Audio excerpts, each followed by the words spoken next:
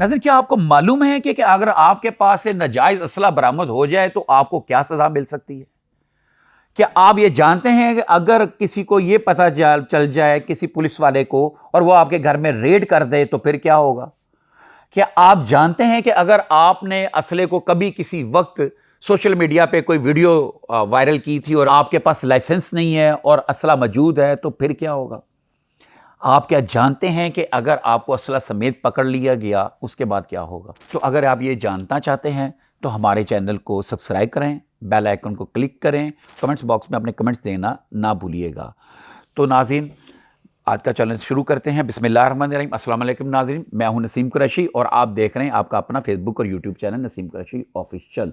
हमने इसके ऊपर इस टॉपिक के ऊपर असले लाइसेंस के ऊपर 2 से 3 बार हम पहले भी कर चुके हैं और अब जो नई पाबंदी लगी है इसके ऊपर भी हमने एक वीलॉग किया है। और इससे पहले जब ये जिस चीज़ की पाबंदी ली इसकी ओपनिंग हुई थी तब भी हमने वीलॉग किया है और उससे पहले के भी हमारे, अगर आप हमारे चैनल को अगर विज़िट करेंगे तो आपको इसके हवाले से काफ़ी इन्फॉर्मेशन मिलेगी। लेकिन चूँकि मुझे अभी आज ही शाम को 1-2 फ़ोन आए, उन्होंने हमसे कुछ इन्फॉर्मेशन चाहिए तो मैंने चाहा कि आपको इसे वो हम शेयर कर दें। तो मैंने ये सोचा अगर उसको ये मसला है, उसका ये क्वेश्चन है तो ये और भी लोगों का होगा। फिर मैंने एक जगह फ़ोन किया तो चेक किया ये एक उस बंदे का नहीं, वो सैकड़ों लोगों के वो मसला है। तो फिर मैंने ये समझा, मुनासिब समझा और ज़रूरी समझा कि ये मालूमात भी आपसे शेयर कर ली जाए। तो बाद में कर रहा था, पहले 13वीं पैंट का मुकदमा दर्ज होता था जिसकी दूसरे तीसरे दिन बेल हो जाती थी। अब नाज़रीन ऐसा नहीं होगा। अब चाहे आपसे क्लाशन बरामद हो, चाहे हैंड ग्रेनेड बरामद हो, चाहे पिस्टल बरामद हो, वो आपको सज़ा 3 से 10 साल, 10 से 20 लाख जुर्माना, इस तरह की मुख्तलिफ सज़ाएँ, मतलब सख्त सज़ाएँ हो गई हैं, वो आप उसका सामना करना पड़ सकता है। और दूसरी बात, जो CCD ने टाइम दिया है सुहेल ज़फ़र चट्टा साहब ने कि आप रज़ाकराना तौर पे जमा करा दें, तो गो कि वो टाइम तो ख़त्म हो गया है, लेकिन मैं आपसे ये कहता हूँ कि अभी भी वो रज़ाकराना तौर पे आप जमा करा सकते हैं। जो रज़ाकराना तौर पे एक एप्लीकेशन साथ में लिख के आप जमा कराएंगे उस पर कोई ऑब्जेक्शन, कोई आप पे कोई पर्चा नहीं होगा। लोग हमसे क्वेश्चन करते हैं, वो पूछते हैं कि जी मेरे डैडी का था और वो 2015 से रिन्यू नहीं हुआ और वो मैंने अब चाहता हूँ उसको जमा करवा दूँ। एक खातून का, जैसे पिछले मैंने वीलॉग में जिक्र किया था, उसने कहा था मैं अपने शोहर का जमा करवाना चाहती हूँ। इस तरह और बड़े लोग हैं और ऐसे भी लोग हैं जिनके पास शौकिया असला लाइसेंस है। अब वो चाह रहे हैं कि हम कैसे जमा कराएं। अच्छा, ये तो एक नॉर्मल बात होगी।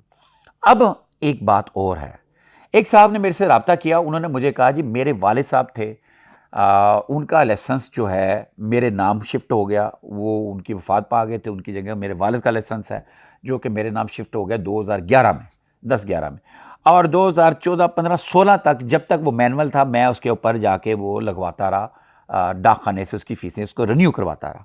और उसके बाद फिर आ गया ये कंप्यूटराइज़ करवाना, तो मेरी मसरूफियात ऐसी थी कि मैं कंप्यूटराइज़ ना करवा सका, वो अभी तक रिन्यूअल नहीं हुई, वो बाद में बंद हो गया।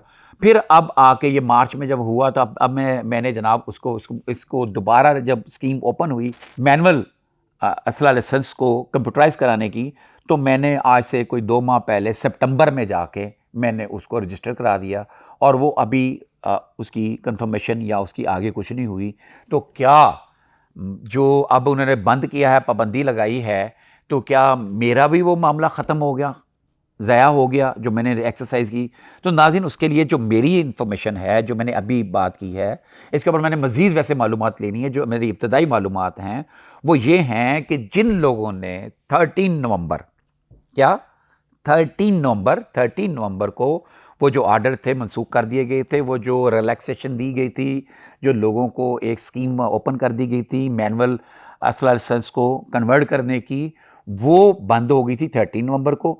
जिनके पास वो वाला असला लाइसेंस है और असला मौजूद है वो गैर कानूनी है एज़ पर मौजूदा लॉ के मुताबिक। तो ये जो साहब हैं, ये बात जिन्होंने की है, इस तरह मैंने चेक किया तो दर्जनों लोग ऐसे हैं जिन्होंने 13 नवंबर से पहले एप्लीकेशन जमा करा दी हुई अपने मैनुअल असला लाइसेंस को कंप्यूटराइज करने की।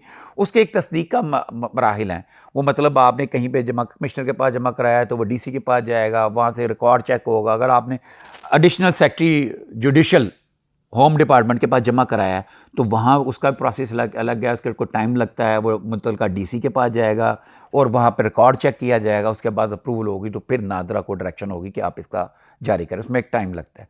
लेकिन چونکہ یہ سرکاری معاملات ہیں، جو میرے علم کے مطابق اب تک کے ایکسپیرینس کے مطابق جو ایک کٹ ڈیٹ ہوتی ہے اس ڈیٹ تک جو وہ چیزیں جمع کرا دیتا ہے وہ والا قانون 13 تاریخ سے پہلے والا ان پہ وہ لاگو ہوتا ہے. 13 کے بعد جو لوگوں نے اگر اپلیکیشن جمع کرائیں گے ان پہ نہیں ہوگا. شرط یہ ہے کہ اس سے پہلے کسی سرکاری ریکارڈ میں اس کا ہونا ضروری ہے. اگر اس میں کوئی کمی پیشی ہو، اگر میری بات میں کمی پیشی ہو تو وزارت داخلہ جو پنجاب کے ہیں ان کے جو ذمہ داران ہیں اگر وہ اپنی کوئی بات بتانا چاہیں ہمیں بتائیں، وہ ہم بتا دیں گے. لیکن ابھی تک جو میں نے وزارت داخلہ ہوم ڈپارٹمنٹ جو معلومات لیں، ابتدائی معلومات لیں، وہ یہی ہیں اور یہ میں چاہ رہا تھا کہ میں آپ سے شیئر کروں. اور اگر اس کے علاوہ کوئی چیز ہوگی منڈے کو ہم مزید اس کے اوپر ہم ورک کریں گے، کیونکہ یہ ایک ایسی چیز ہے جو ڈائریکٹ پبلک کے انٹرسٹ کی چیز ہے اور یہ اس کی انفارمیشن پبلک کے پاس ہونی چاہیے. اور اسلحہ لائسنس سے متعلق لوگ اس وقت بہت زیادہ پریشان ہیں اور وہ چاہتے ہیں کہ ان کے اسلحہ لائسنس رینیو ہوں، اور جنہوں نے اپلیکیشنیں دے چکے ہیں انہوں نے ظاہر گورنمنٹ نے ایک ٹائم دیا، اس گورنمنٹ کا جس نے اس ٹائم کا گورنمنٹ کے ٹائم کا فائدہ اٹھایا اس کو یقیناً ریلیف ملنا چاہیے. اور اب لوگ یہ بھی پوچھ رہے ہیں کہ جی اسلحہ لائسنس اب بن رہے کہ نہیں بن رہے. میں نے لاسٹ ویڈیو میں بھی یہ کہا تھا، ایک ریکویسٹ کی تھی کہ اسلحہ لائسنس کے اوپر مکمل پابندی ہے ہر طرح سے. اسلحہ لائسنس نہیں مل سکتا صرف اور صرف اس صورت میں سیکیورٹی ایجنسیز کو یا فارنر کی سیکیورٹی کے لیے ایجنسیز کو، یا پھر کوئی بہت زیادہ ضرورت ہے وہ بھی آپ کو ثابت کرنی پڑے گی. کیونکہ دشمنیوں کے حوالے سے تو پنجاب پولیس نے کہہ دیا کہ اب دشمنیوں والوں کو گن مین لے کے یا گھروں کے باہر مورچے بنا کے لوگوں کو ہراساں کرنے کی اجازت نہیں دی جائے گی. جن کے پاس اسلحہ ہے وہ چھپا لیں اور ناجائز اسلحہ جمع کرا دیں، اور کچھ دنوں کے بعد اسکروٹنی بھی کی جائے گی، کیونکہ حکومت کے پاس ان کے پاس تمام ریکارڈ موجود ہے اس کا کہ وہ کس کے پاس اسلحہ ہے کس کے پاس نہیں. آپ کے شناختی کارڈ کے اوپر ہی اسلحہ لائسنس جاری ہوتا ہے.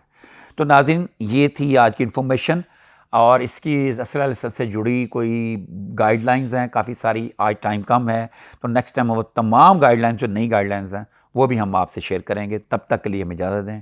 اللہ حافظ.